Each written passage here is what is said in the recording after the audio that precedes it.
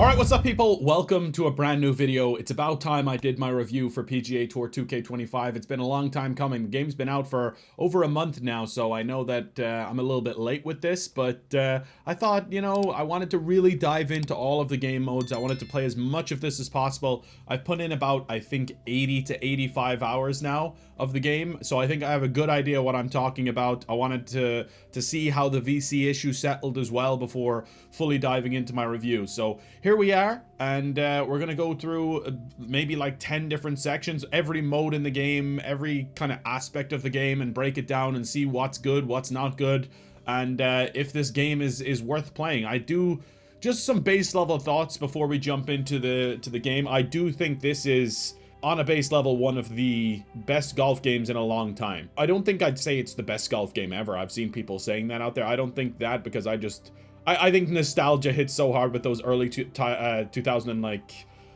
I'm trying to think when they were, like, you know, the 2005 Tiger Woods game, for example. They were all throughout the 2000s, to be honest, and even into 2013. I think 2013 was actually one of my favorite ones as well.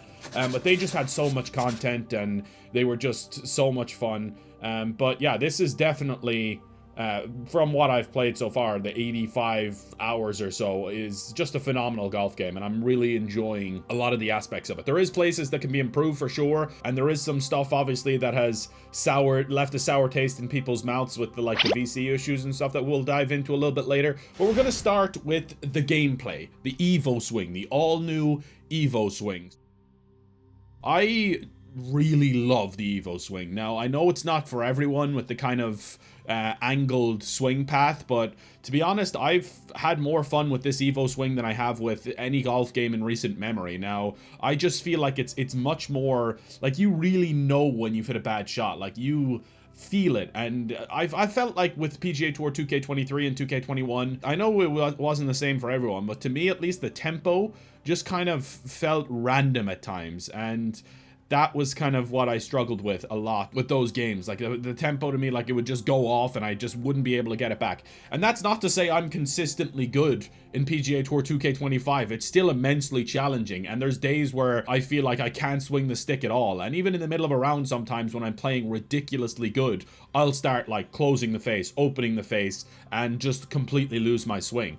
But overall, I feel like I know what I'm kind of doing wrong. I know that there's the feedback coming back to me is good. So I think overall, yeah, the Evo swing is phenomenal. I'm loving all the different shot types and how creative you can be on the golf course with all these different shot types. A lot of them I don't even use, to be honest, but the ones that are there that you use a lot are really good. Like, you have the flop, the super flop. The super flop is too OP, by the way. Anywhere within 10 yards, I'm getting it up and down. Doesn't matter where it is. If it's a super flop, at like within 12 yards or so, I'm getting that up and down with a super flop. Doesn't matter if it's a crazy lie, anything like that, I'm doing it. Super flop is just a little too overpowered right now, I think. I think the flop is actually really well balanced. They made it easier, and I was like getting everything up and down with the flop, but I think they might have changed it again, or else I just got worse with it. But I feel like right now the flop is in a really good place. It's balanced really well. The spinner, I think, is balanced pretty well. That was kind of a worry of mine, was everyone would just be using spinners instead of chips, but they made it so that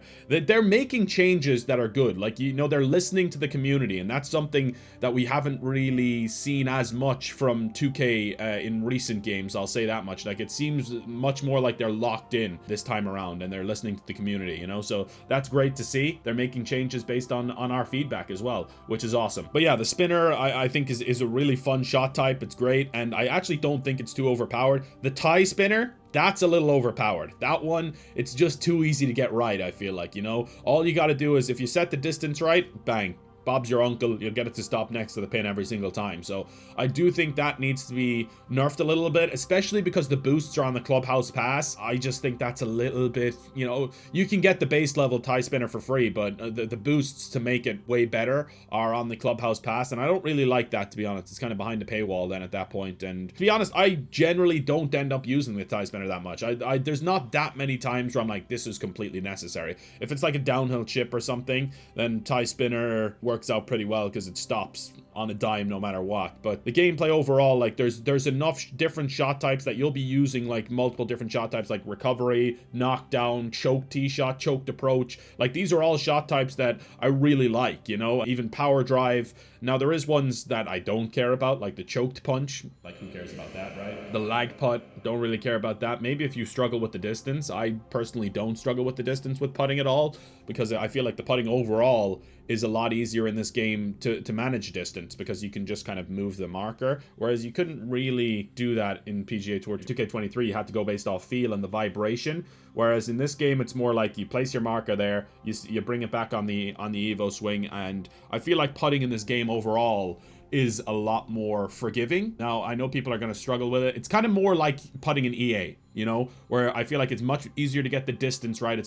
There's a couple of times where the rhythm will make me kind of blow up a putt 10 foot by or whatever, but I'll never misread a putt on distance. Like, that doesn't happen very often at all, at least not more than like 1 or 2 foot, 3 foot. I feel like it's maybe a little bit too easy to kind of judge distance in putting, and that's why I'm thinking the lag putting is like, the lag putt rather, is just completely unnecessary. I do really enjoy this aspect of like building your character up, picking certain skills, picking an archetype, and actually getting them up to like a 90. I think my magician now is a 98, right? My technician is an 81, so I don't have the pick shot unlocked yet, but I hear the pick shot's really OP. I hear it's like probably the most important shot in the game. I personally love the green reader as well. I made sure to get a greenskeeper character to 85 just to get the green reader. Now, I've seen mixed debates on this, because the game, I will say, has a lot of ghost breaks in it. That's something that they need to really look into, because even like, I feel like green reader, some people are saying green reader just shows them more of the ghost breaks, you know, and I can kind of understand that.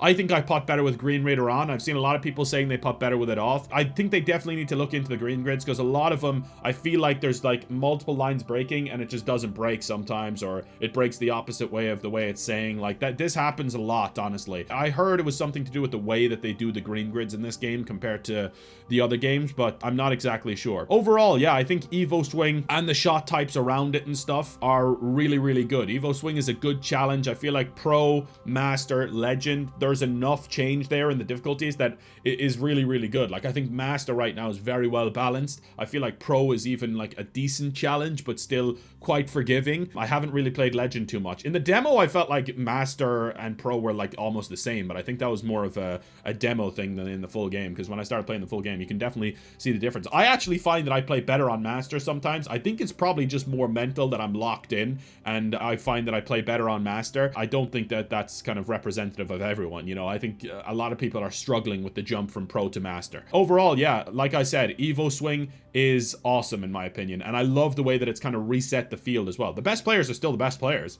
which is funny, you know. They always find a way to be the best players, even though it's a completely different swing. I will say I'm kind of a mixed bag myself. You know, some days I go out there and I feel like I'm prime Tiger Woods, and other days I go out there and it's not so good. It's not so good at all. But yeah, like I said, love it overall. Evo Swing is a big step forward, I think, for the franchise, and I hope they can evolve on it and make it better going forward. I think right now, honestly, Evo Swing should be the same for PGA Tour 2K27. I think maybe slight adjustments here and there, but I think it's really good. But second of all, let's jump into career mode and talk about that, because there is some issues with career mode, but it is a step forward at the same time. So they've added a lot of new stuff to career mode. They added training, proper sponsorships. The leaderboards are a little bit messed up, but you have a lot more customization in the difficulty as well. You have these rivalries. You have 3 of the 4 majors now in the career mode as well, which is pretty awesome. But let's start with the training. So the training is pretty cool. There's loads of these different little challenges that you can do, and a lot of them on Master difficulty are really, really difficult. Like, it feels like they're almost designed for easier difficulties like Pro-Am or Perfect Swing. Like, a lot of them will be like, you know, in the rough on a downslope, stop the ball in the ring. And it's like almost impossible to do, even with a flop shot or anything like that. Like, it feels like it's designed to definitely be done on like an easier difficulty, easier course settings maybe, or something like that. I'm not exactly sure if the course settings transitions over to the trainings or not. But yeah, really cool challenges. They have different ones, like the chipping ones around the green, like I mentioned. They have ones where you can kind of chip through rings or drive it through rings or hit targets out on the range and stuff like that. I think it's really cool. Now, the sponsorships, I will say, not great. I think the sponsorships definitely need an overhaul. As it stands right now, it takes way too long to level up a sponsorship. The sponsorships have 7 levels, right? Each time you level up the sponsorship, you unlock a new item, whether it's a putter or a ball pack or some VC or whatever it may be. I feel like sponsorships right now don't really feel that rewarding. You almost have to go through an entire season or two to even get these one sponsor up to the max rank. Some of the rewards are not even worth it either. Like you get a ball pack, like I said, or some XP, and there's a few where you get like some really cool clubs, but it takes so long to grind these sponsorships that I'm just like, I don't even care about the rewards for the sponsorships anymore. And it's not like you sign a sponsorship deal with Callaway and you start using Callaway clubs, or you don't get any benefit from using Callaway clubs. So I wish there was something maybe where if you sign a club deal with Callaway, if you use Callaway clubs, or if you use Callaway gear or something like that, that you would get like an XP bonus on the Callaway tiers. Or, you know, if you're using their gear, you get an XP bonus every tournament that you play with their gear on, or something like that, just to get it moving a little bit quicker and actually reward you for wearing the gear of the people you're sponsored by. Because right now it just feels like you're sponsored by these people, but you don't have to wear any of their gear. Nothing really happens except that you get a tier every 10 tournaments or something and unlock something. So I feel like sponsorships right now in their current format are not very rewarding, not very fun, and definitely need a little bit of an overhaul. And leaderboards as well, a little bit wonky, because I find like the middle of the pack with the leaderboards on the PGA Tour and stuff really good. Like it's perfect the way it is, but then there's always like 2-3 people or maybe one person that is so far ahead of the pack. So it kind of is like, you know, someone's say 12 under, and then you have third place would be 4 under or something, and that seems to be every single tournament where there's a couple of people just way ahead of the rest of the pack. So say the leader could be like 15 under and I'm like 2 under and I'm in T10, that kind of a way, you know. It's like it's just a little bit kind of unbalanced in that way. But I have heard there's changes coming to the leaderboard soon, so stay tuned for that. Customization is great in career mode. There's so much more customization now. You can adjust the difficulties to the percentage. You can like mess with all of the core settings. You can change AI difficulty. There's so many different settings. I'll show it on the video. Yeah, lots of different settings on the career mode, which is great for difficulty, for AI difficulty, for your own difficulty, for course difficulty. So if you're finding it too easy or finding it too difficult, there's so many things you can adjust to change the difficulty, which I think is great. It doesn't have to just be, you know, you change AI or you change the course. You can change it all, which is really good. And the rivalries are cool. I mean, there's nothing too crazy to them. Like someone just calls you out, you play them in one tournament, and if you beat them, they give you something, or they'll give you something and you beat them in the rivalry. Sometimes they'll ask for a rematch, sometimes they won't, and they'll just give you something. I don't know. It's like it's cool to have them in there. I think it's a good little bonus in the career mode to kind of have them in there and kind of keep you engaged in certain tournaments. Like it'll show you their score on the leaderboard and kind of show you highlights of theirs throughout the round as well. The highlights in career mode are a little bit kind of buggy. I feel like there's a lot more variety than there was in the previous games, but at the same time, there is still a lot of like bunker holeouts and chip-ins, and they'll always be for par. Like you'll see their score on the leaderboard, and then it'll show a highlight of them holding out from the bunker, highlight from them holding out from the bunker, chipping in. Every time the score will stay the same, so it's like they're getting a par on all these holes somehow from the bunker. Like they never make birdies that way, which is just, it seems kind of silly, but it's funny at the same time. And then of course career mode having 3 major championships is great. I haven't even made it to a major yet. I'm still, I think I'm on part 14 of my career mode now, and I still haven't even made it to a major yet. So I'm kind of slow burning, and I'm giving myself like, you know, 3 attribute points if I do well in a certain tournament or something like that. So I'm kind of limiting my attribute points, not to just make my guy like 90 overall as quick as possible or whatever. And that's kind of where we're going to jump into next, is talking about the MyPlayer and the VC issue in general and stuff like that. So there was a lot of kind of people scared around the VC issue at launch, and completely understandable, to be honest. I don't think 2K communicated it very well at all, but it was not as bad as it seemed. There was kind of quests that weren't popping. There was a lot of quests that weren't popping, but obviously we can only go off based off what we can see. So we were thinking that the VC issue was a lot worse than it was. Ranked Tours also was not paying out VC for the tournament. So there was certain, like the daily ranked tour, you would pay 50 to get in and you'd get 54 back at the end of the tournament. So you'd be literally like, if you're using a custom ball or something, you'd actually be paying to play in the Ranked Tours events, which was like, that seemed so silly. But we didn't know that Ranked Tours was supposed to pay out VC. So we just assumed that, yeah, that's the way that it was. But Ranked Tours is now paying out VC, and it's paying out decent VC. You know, I think I got 225 for finishing in the top 30 or something. They do it based on the percentage that you finish. I think you can get 220, you can get anywhere down from like 100 to 220 or something like that. So I think it's pretty cool. The ranked tours VC is really good right now. I will say there's areas where I think that the VC definitely feels like a big grind, and that's mainly in ranked right now. Like, you'll get 18 VC in certain ranked matches, you know, because if you finish someone off quick, and it just feels like it's not even worth it to give you anything at that point. Yeah, I think it was just more the way that it was handled, you know. It was like the early access players kind of got all the benefits, and the players coming in got a little bit shafted. The way they handled it wasn't great. Like, early access players got so much VC. It was way too much, and it was, you know. I think I was a 90 overall before the game even launched, and it's like, clearly we were getting too much and it needed to be adjusted, but I think they went way too extreme then. And I think if it had started where they are now, without any of the issues with the quests and ranked tours not paying out and stuff, I think there would be no issues.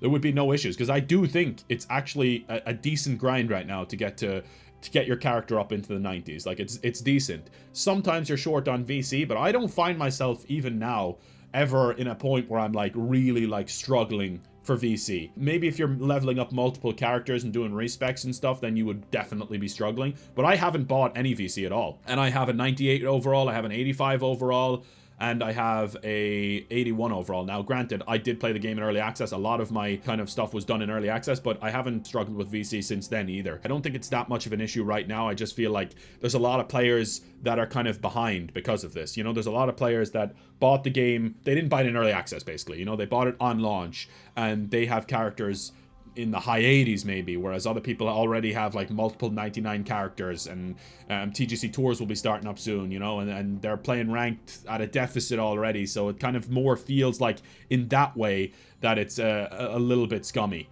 And we were kind of thrown under the bus as creators as well, because we were like sold this dream of having all this VC, and then the night before launch they changed it without telling anyone, and it just felt like overall it was not a great move. But I really am proud of the community, the way they rallied. You know, Seamount, Respawn really went out there and made it clear that it was not okay, and I feel like that was definitely really cool of the community. And I feel like overall right now we're in a position where it's okay. You know, it's not too bad. It could be better, but it's not too bad right now. I feel like ranked is the one mode right now where it's like it doesn't feel balanced, but overall it's okay. I think this is the issue with having VC attached to your MyPlayer in general. You know, if they had just done it based on XP, there would be no issue. And I feel like the overall issue with this VC thing as well is nobody's going to want to spend, at least right now in the early stages of the game when you're like leveling up your character, no one's going to want to spend money on the clubs or the clothes in the store. So I feel like they're actually limiting themselves in that way as well. Whereas like I haven't bought anything. I bought clubs from the store in early access, but I haven't bought anything from the store. I would be buying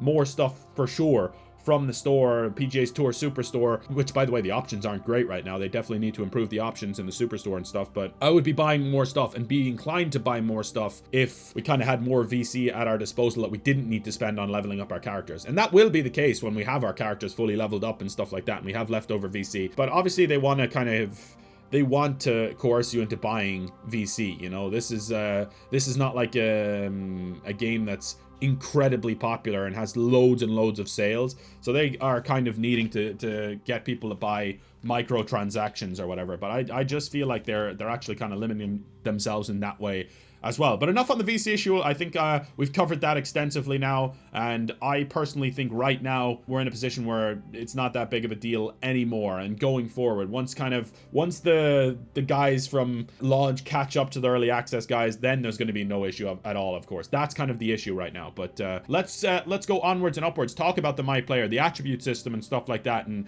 kind of the skills. Now, I do think this is a really welcome addition where you can kind of put in all of your own skills and decide how you want to create your character. Like, do you want to put your stuff into power? Obviously you had the archetypes in the last game, right? But you couldn't level up all your attributes. In this game you can level up power, contact, swing path, transition, rhythm, putt path, putt contact, and it really does matter which stats you choose, you know, in this game. I feel like in previous games it didn't matter as much. You could just go powerhouse and put on fittings and stuff like that. Now, you still can put on fittings to improve your stats in certain areas, but I feel like it's definitely not the meta to just go all power build this time. You know, it's not like you can just drive the ball 350 yards every time in this game. It's much more balanced, and I feel like you're doing a disservice to yourself if you actually put everything into power, because I think that contact, swing path, rhythm are all all super important stats in this game, and I really like how they've balanced the gameplay with the skills in this one. And then you obviously have the skills that we talked about earlier, but this is the attributes that I'm talking about now. I've kind of gone for a build that is pretty heavy on contact, swing path,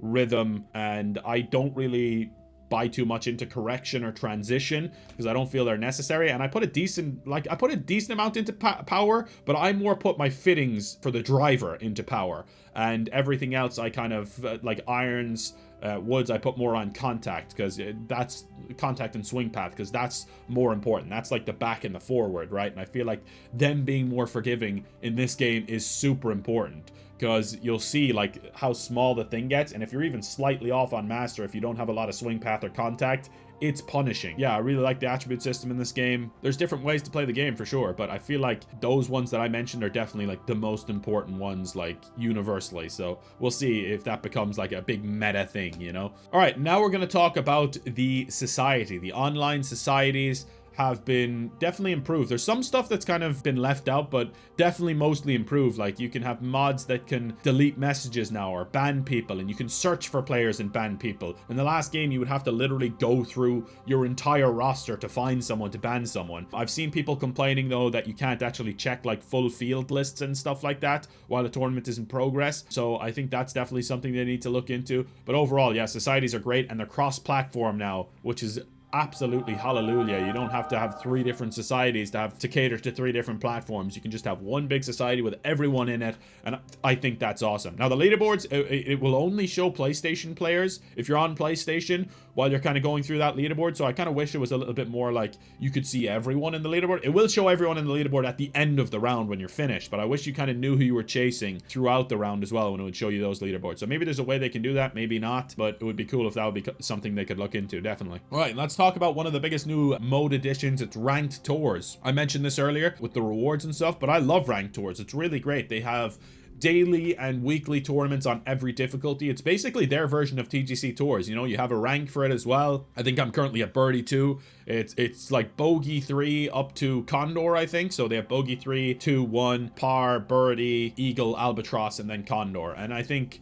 this is a really cool idea, and it's implemented well so far. The only thing that concerns me is they only have like what? How many official courses do they have? You know, that it'll kind of wear a little thin when you're playing the same courses over and over again eventually. But if they keep adding new courses and adding them to the rotation and stuff like that, I think it'll be fine. But it would be really cool if there's a way to get user courses into ranked tours and ranked in general. I think that would be awesome. Now, obviously, they have worked with a lot of designers and kind of implemented their courses into the game officially, and hopefully that continues to happen just to get more courses in the rotation, because you know you'll see courses like from B101 that are official now, Arctic Fury that are official now, so that's really cool. But yeah, ranked tours is great. You can play your daily or your weekly at Master, Pro, or Pro-Am, up to you. I only do the Master one every week. I think you can do all 3, which kind of defeats the purpose of it for me, that you can do all 3 and then kind of like get the points from all 3. Yeah, I love the ranked tours events. I'm having so much fun with them. They're a good challenge, and it's cool that they kind of have these signature events as well. The signature events will be like eagle and above will play in one tournament, like the top tournament, and then there's an alternate tournament on the same course for like birdie and below. This is only on signature and major events, I think, but still really cool that they do that, because then it gives the kind of birdie players a chance to win tournaments as well, which I think is really cool. I think you rank up pretty quickly in ranked tours as well, which is nice. Like I think I'm already a birdie 2, whereas I find ranked, you rank up so slow in comparison. Like I feel like they need to balance rank, but I'll talk about that in a little bit. But yeah, the rewards for the ranked tours events are great, like with the VC and stuff, and overall I think these tournaments are really enjoyable. I think they've talked about doing something about certain players cheating and stuff like that, so that's great that they're looking out for that, because I think that there was definitely some of that going on in the early portion. Maybe it still is, maybe it isn't, I'm not sure. Great to see that they've said that they're going to take action. We'll touch base next on the graphics, I guess. The graphics are definitely much improved. It's not on a new engine or anything, but I think this is probably as good as they can do on the new engine. I think specifically a lot of the user-created courses look phenomenal in this game. Like, they look a lot better than they did in 2K23. Ones that have got ported over from 2K23 and touched up definitely look a lot better. Like, the environments and stuff look way better. Character models don't look like that much improved, I guess. I still don't think like the official courses look maybe as good as the courses do in EA or anything. But overall, I think that it's definitely a big step up in terms of graphics. Yeah, I mean, I definitely hope that maybe for 2K27 we have it on a new engine and we can really push into the next generation of graphics.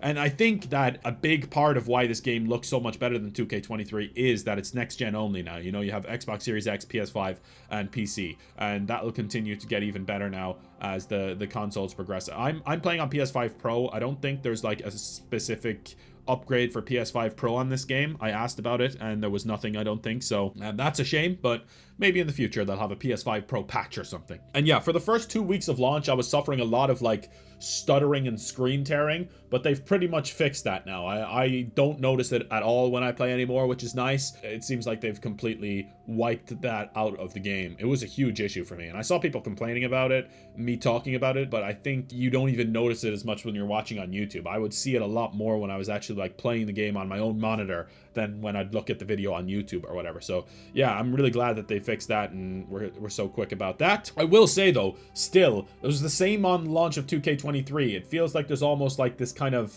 the ball doesn't look circular when it's moving, you know? There's kind of like this little, I don't know, buzz or fuzz around the golf ball when it's moving, and I really hope they get that fixed because it doesn't look very nice seeing the ball roll like that or in the air when it's like that. It doesn't look very nice, so I'm hoping they can fix that soon. And I'll quickly touch base as well, the course designer. I know I mentioned it there, how all of the courses are looking better. It seems like the course designer is a big step forward, and that's great. Obviously there's so many great designers out there creating courses for this game, and that's kind of the lifeblood of this game and what makes it so kind of replayable is like all of these new courses that come out, these fantasy course of the week societies that I do, these other societies that I do. We can play so many great user created courses, and it seems like they're very happy with the way the designer is in this game. You can watch like a video from Canuck or something. I think he talked about it around launch and the upgrades to the creator, which is great, but I haven't delved into the creator too much. I don't know what I'm talking about when it comes to that, so I'll steer clear of that. But next up, we'll talk about the Superstore. I mentioned earlier, there's not a lot of great options, but the clubs in general, you know, the way that the fittings work,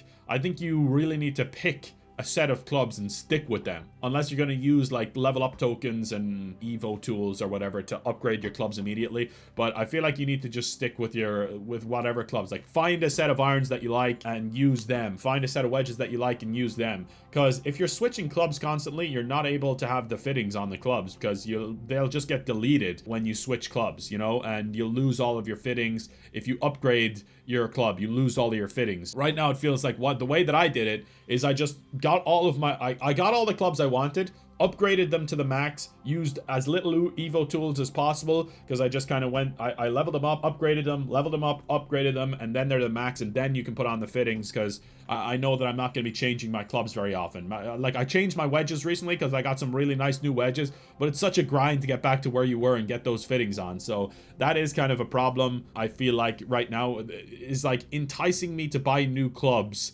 in the Superstore and stuff like that. It's not going to be very easy because I don't want to lose all my fittings. If I have clubs that are decent, like I don't want to just throw them away and like have to re-up. Maybe if they put in like green clubs. That's the way I got my wedges. They were already green, you know? If they're already upgraded once, I'll maybe consider it. But yeah, if they're not, I'm just like, nah, I'm not bothered to go through it. I'll stick with my Big Bertha irons, you know? So that's kind of a problem for them, I guess, more so than for me. Now, let's talk about ranked, because ranked matchmaking, I'm having a blast playing it. Like, ranked is so much fun. I have had a couple of crashes, and I know a lot of other people have had some crashes too. I had 2 crashes. It gave me 2 losses, and I lost like 40 points from that. So if the game is going to be crashing in ranked consistently, they need to figure it out fast if you're going to be losing points like that, because I lost a lot of progress. Right now I'd be in birdie instead of par if it wasn't for these 2 crashes, and I'd be, I think, 17-2 instead of 17-4, you know? So they definitely need to figure that out, and I know there's people that have even been more shafted in ranked than me. I was 2 up with 3 to play. My game crashes, I lose the match. So that's such a hard way. It's a hard pill to swallow, and it makes you not want to play ranked if that's going to be happening consistently. Luckily, it's only happened to me 1 time on stream when I crashed in back-to-back matches. Hasn't happened to me other than that that, but I know that's happening. And I think overall, why it's such a hard pill to swallow as well, losing that many points, is the game ranked in general is such a grind, man. Right now, the reason that I don't love the way that ranked is set up is I think ranked is set up to more be a lifestyle mode than like showing who actually is the most skilled player, right?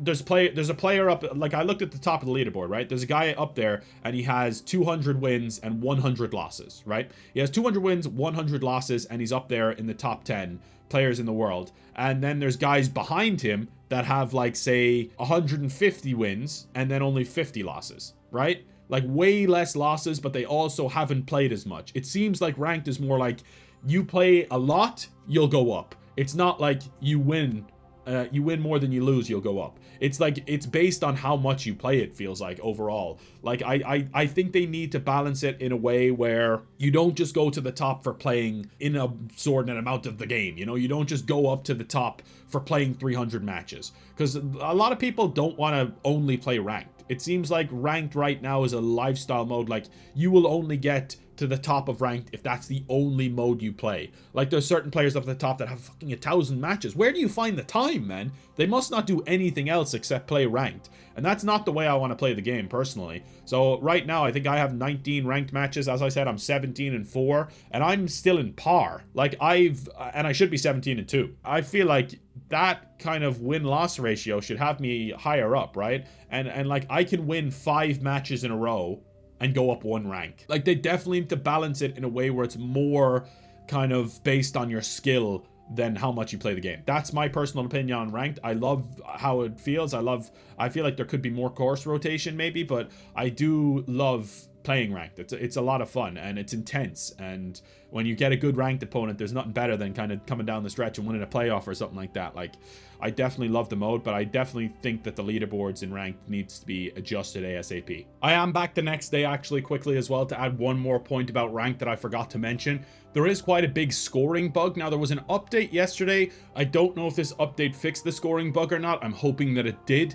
But in duos, at least for me, I don't know if it's in solos as well, but I've only experienced it in duos with my friend Tyler. It's happened 3 times where if you're dormy, right? Say you're dormy 3 up, you both have putts for par, and they have their putt for par first and they hole it. Just immediately takes you to the next hole. Doesn't give you a chance to putt for par to win the match. Just takes you to the next hole immediately. Now it happened once where we won the match, but twice we were dormy 3 and dormy 2, and we actually went on to lose the match. Once it happened on 18 where we both had putts for pars, we were 1 up, they made their putt for par and it immediately took us to a playoff. Another time it was dormy 3 and we had a putt for par from about 4 foot, they had a putt for par from about 20 foot, they made their one and it immediately took us to the next hole, which was just honestly really kind of dejecting when you're playing ranked and like you're on a losing streak already and something like this happens. That was unfortunate, but yeah, I just wanted to let people know about this this issue, and hopefully 2K can fix it ASAP, and maybe it's already fixed like I said, but I just wanted to touch base on that just in case. Now, I'm going to kind of touch base on kind of like a little few things here and there before we finish up this review. So I have Divot Derby. This mode is so much fun. Please do more with it. Make a ranked Divot Derby mode, or like at least have it easier to find, or kind of like maybe do like a weekly thing where you go, oh, Divot Derby is the main playlist or whatever. I don't know. Like there has to be more ways to push this mode, because this mode is so much fun. But obviously there's not that many people playing it, and I don't even think a lot of people know about it, to be honest. But that mode is awesome. It's a lot of fun, and I hope that they would maybe consider doing a ranked mode of it or something. And then Top Golf, don't really care about it personally. I don't get involved in that at all, but cool that it's there, I guess. And maybe a couple of things that I want. I really want them to add a 2 or 4 man stroke play scramble. Right now the only way you can do a scramble is 2v2. I just think there should be a way like I can hop on with Respawn and do a scramble. You know, I'm doing this Break 55 series. I could make it a Break 50 and go to the front tees if they would do a scramble. And I think that would be so much more fun than me doing stroke play and us picking the best score from the hole. I just think scramble would just be elite, man. I would love to see a 2-man scramble in the game. I said this to them in Arizona as well, and they seemed pretty receptive to it. They seemed open to it. So I'm hoping that they do add this. I don't think it should be that hard to add into the game. Maybe for Season 2 we might see it, hopefully. We'll see. But I just think with how big YouTube golf is right now as well, you know, you have the likes of of Grant Torvat, Garrett Clark, Good, Bob Does Sports, you know, all of these huge YouTube channels, they all do the scramble format on their YouTube channels. And I think that it would be such a big way to get people involved in having fun on the game mode with their friends, you know? So, yeah, other than that, thank you guys for watching. I do recommend PGA Tour 2K25. I will say it's a pretty phenomenal golf game. Issues aside, it's a pretty phenomenal golf game, and definitely the most enjoyable one from 2K so far, I think. And the best golf game, I'll say, in the last 12 years, potentially. So yeah, it's a thumbs up for me. I love the Evo swing. I love the game overall. And I can't wait to see where the franchise goes from here, you know? So thank you for all the support, guys. It really does mean a lot to me. Let me know what you think of the game overall. If I had to score it, I don't like doing these basic scores because I feel like people just kind of go to the end for scores or whatever. But if I had to score it, I think I gave 2K23 like an 18 out of 30. I'd probably give this like a 24 out of 30 or 23 out of 30 or something like that. So, yeah, definitely a big improvement on 2K23 for me. So, thanks for watching. I'll see you guys next time. It's been a pleasure to serve you all. Peace out, friends.